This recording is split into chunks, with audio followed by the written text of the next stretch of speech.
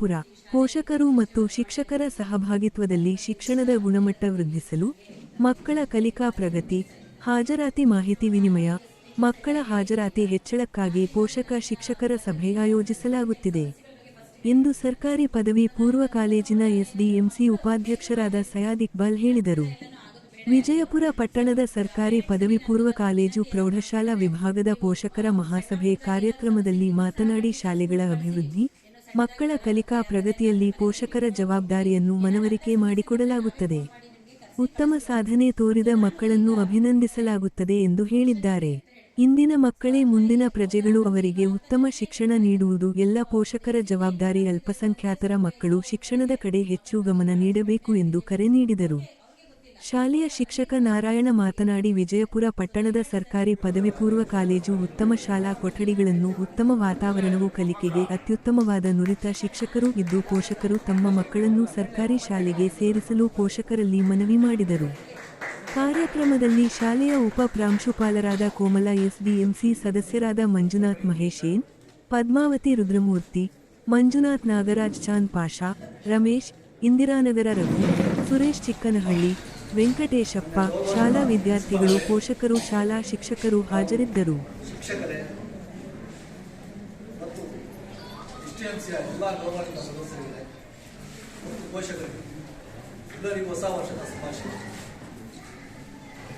ಮತ್ತು ನಮ್ಮ ಪ್ರೀತಿಯ ವಿದ್ಯಾರ್ಥಿಗಳೇ, ನಿಮಗೂ ಕೂಡ ಹೊಸ ವರ್ಷದ ಶುಭಾಶಯ.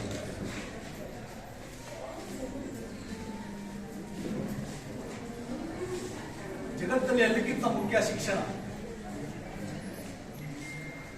ದಯಮಾಡಿ ಪೋಷಕರು ತಮ್ಮ ಮಕ್ಕಳಿಗೆ ಶಿಕ್ಷಕರಿಗಿಂತ ಹೆಚ್ಚಾಗಿ ನೋಡ್ಕೋಬೇಕು. ಬರೀ ಶಿಕ್ಷಕರಿಂದ ಸಾಧ್ಯವಾಗಲ್ಲ. ಮೊದಲನೇದು ತಂದೆ ತಾಯಿ. ಫಸ್ಟ್ ನೀವು ನಿಮ್ಮ ಮಕ್ಕಳನ್ನು ಯಾವ ರೀತಿ ನೋಡ್ಕೊಳ್ಬೇಕು ಅನ್ನೋದು ಸ್ವಲ್ಪ ಕಾಳಜಿಯಿಂದ ನೋಡ್ಬೇಕು. ಮೊಬೈಲ್ ಕಡಿಮೆ ಬಳಸಿ. ಮಕ್ಕಳು ಯಾರ ಜೊತೆ ಇದ್ದಾರೆ, ಮಕ್ಕಳು ಯಾವ ರೀತಿ ಕಾಲೇಜಿಗೆ ಸ್ಕೂಲ್ಗೆ ಹೋಗ್ತಿದ್ದಾರೆ, ಇದನ್ನೆಲ್ಲ ಗಮನ ಹರಿಸಿ. ತಿಂಗಳಿಗಾಗಲಿ ಒಂದು 15 ದಿನಕ್ಕೊಂದ್ಸತಿ ಆಗುತ್ತೆ ಶಾಲೆಗೆ ಬಂದು ನಮ್ಮ ಮಗು ಯಾವ ರೀತಿ ಓದ್ತಾ ಇದೆ ಅದನ್ನು ಗಮನ ಹರಿಸಿ ಶಿಕ್ಷಕರ ಹತ್ರ ಕಾಂಟ್ಯಾಕ್ಟ್ ಮಾಡಿ. ನಮ್ಮ ಮಗು ಕರೆಕ್ಟಾಗಿ ಸ್ಕೂಲ್ಗೆ ಬರ್ತಾ ಇದೆಯಾ ಇಲ್ವಾ? ಯಾಕಂದ್ರೆ ಈಗ ಮೊಬೈಲ್ ಜಾಸ್ತಿ ಬಳಸೋದ್ರಿಂದ ಮಕ್ಕಳು ತುಂಬಾ ದಾರಿ ತಪ್ತಾ ಇದ್ದಾರೆ.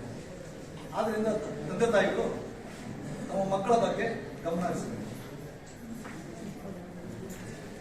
ಮುಖ್ಯವಾಗಿ ನಮ್ಮ ಅಲ್ಪಸಂಖ್ಯಾತ SLC ಮುಗಿದ್ರೆ ಸಾಕು, ಯಾವುದೋ ಒಂದು ಗ್ಯಾರೇಜು, ಪೆಂಚರ್ ಶಾಪು, ಇಲ್ಲ ಯಾವುದೋ ಒಂದು ವ್ಯಾಪಾರ ಇದನ್ನು ಮಾಡಕ್ಕೆ ವ್ಯವಸ್ಥೆ ಮಾಡ್ತಾರೆ. ದಯಮಾಡಿ ನಿಮ್ಮ ಮಕ್ಕಳನ್ನು ಓದಿಸಿ. ನಿಮ್ಮ ಮಕ್ಕಳಿಗಾಗಿ ಆಸ್ತಿ ಮಾಡಬೇಡಿ, ಮಕ್ಕಳನ್ನೇ ಆಸ್ತಿಯನ್ನಾಗಿ ಮಾಡಿ.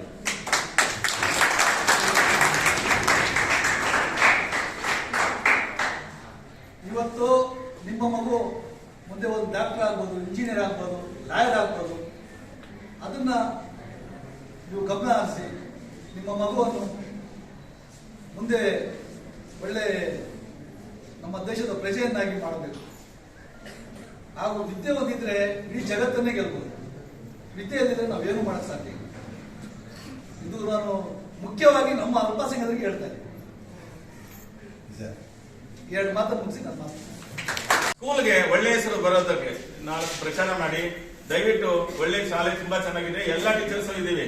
ಕೆಲವರೆಲ್ಲ ಹೊರಗಡೆ ಸುಳ್ಳು ಹೇಳ್ತಾರಂತೆ, ಸ್ಕೂಲಲ್ಲಿ ಟೀಚರ್ಸೇ ಇಲ್ಲ, ಪಾಠನೇ ಮಾಡಲ್ಲ ಅಂತ ಸುಳ್ಳು ಹೇಳ್ತಾರಂತೆ. ದಯವಿಟ್ಟು ಅದು ಸುಳ್ಳು. ಮತ್ತೊಮ್ಮೆ ನಾನು ಹೇಳ್ತಾ ಇದ್ದೀನಿ, ಉತ್ತಮವಾದ ಶಿಕ್ಷಣ ಕೊಡೋದಕ್ಕೆ ನಾವು ಬದ್ಧರಾಗಿದ್ದೀವಿ.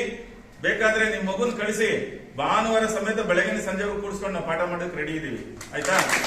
ಆದ್ರೆ ನೀವು ಪ್ರಚಾರ ಮಾಡೋದು ನಿಮ್ ಕೆಲಸ. ನಿಮ್ಮ ಮನೆ ಅಕ್ಕಪಕ್ಕ 8th 9th ಅಡ್ಮಿಷನ್ ಕಮ್ಮಿ ಆಗ್ತಾ ಇದ್ದೀರಿ. ನಾವು ಬಂದಾಗ 890 ಇದ್ದಿದ್ದು ಈಗ 330 ಇಳಿದಿದೆ. ಈಗ 276, 279 ಇದೆ. ಎಲ್ಲಿ ಹೋಗ್ತಾ ಇದೆ? 22 ಶಾಲಾ ಕೊಠಡಿಗಳಿದೆ, ವಿಶಾಲವಾದ ಕೊಠಡಿಗಳಿದೆ, ಸ್ಮಾರ್ಟ್ ರೂಮ್ಸ್ ಇದೆ, ಎಲ್ಲ ಇದೆ. ಆದ್ರೂ ಜನಗಳು ದುಡ್ಡು ಕೊಟ್ಟು ಬೇರೆ ಪ್ರೈವೇಟ್ ಖಾಸಗಿ ಶಾಲೆಗಳಿಗೆ ಸೇರ್ಸಕ್ಕೆ ಇಷ್ಟಪಡ್ತಾರೆ ಅಂದ್ರೆ ಇದಕ್ಕಿಂತ ದೌರ್ಭಾಗ್ಯ ಯಾವುದೂ ಇಲ್ಲ. ಸೊ ದಯವಿಟ್ಟು ಪೇರೆಂಟ್ಸ್, ನೀವೆಲ್ಲ ಈ ಶಾಲೆ ಕಣ್ಣುಗಳು, ಅರ್ಥ ಆಯ್ತಾ? ನೀವೆಲ್ಲರೂ ನಮ್ಗೆ ಬೇಕು. ಆಸ್ ಎ ಟೀಚರ್ ಆಗಿ ನಾನು ಹೇಳ್ತಾ ಇದ್ದೀನಿ, ನಮ್ಮ ಪೇರೆಂಟ್ಸ್ ಆಗಿರ್ಬೋದು, ಮಕ್ಕಳಾಗಿರ್ಬೋದು, ಒಂದು ಉತ್ಕೃಷ್ಟತೆಯ ಮಟ್ಟ ತಗೊಂಡೋಗ್ಬೇಕು ಅಂದ್ರೆ ನಾವೆಲ್ಲರೂ ಒಂದಾಗಬೇಕು ಅಂತ ಹೇಳ್ತಾ, ಇದೇ ಸಂದರ್ಭದಲ್ಲಿ ನಮ್ಮ 10th B ಕ್ಲಾಸ್ ಟೀಚರ್ ಆದಂತಹ ಶ್ರೀಮತಿ ಕೋಮಲಾ ಮೇಡಮ್ ಅವರು ಮಕ್ಕಳ ಸೊ ಈಗ ಏನಾಗಿದೆ ಅಂತ ಹೇಳಿದ್ರೆ ಅಟೆಂಡೆನ್ಸ್ ಕೊಟ್ಬಿಡ್ತಾರೆ. ಸೊ ಅವ್ರಿಗೆ 75% ಅಟೆಂಡೆನ್ಸ್ ಇದ್ರೆ ಮಾತ್ರನೇ ಅಡ್ಮಿಷನ್ ಟಿಕೆಟ್ ಬರೋಕ್ ಸಾಧ್ಯ. ಸೊ ಅಡ್ಮಿಷನ್ ಟಿಕೆಟ್ ಬಂದ್ರೆ ಎಕ್ಸಾಮ್ ಬರೀಬಹುದು. 75% ಇಂದ ಅಟೆಂಡೆನ್ಸ್ ಕಡಿಮೆ ಇದ್ರೆ ಯಾರು ಏನು ಮಾಡಕ್ ಆಗೋದಿಲ್ಲ, ಅಡ್ಮಿಷನ್ ಟಿಕೆಟ್ ಖಂಡಿತ ಬರೋದಿಲ್ಲ. ಸೊ ಈ ವರ್ಷ ಎಕ್ಸಾಮ್ ಬರೆಯಕ್ ಆಗೋದಿಲ್ಲ. ಸೊ ನೆಕ್ಸ್ಟ್ ಬರೀಬೇಕಾದ್ರೆ ಮಕ್ಕಳು 100 ಮಾರ್ಕ್ಸ್ ಬರೀಬೇಕಾಗುತ್ತೆ. ಇವರೆಲ್ಲ ಅಡ್ಮಿಷನ್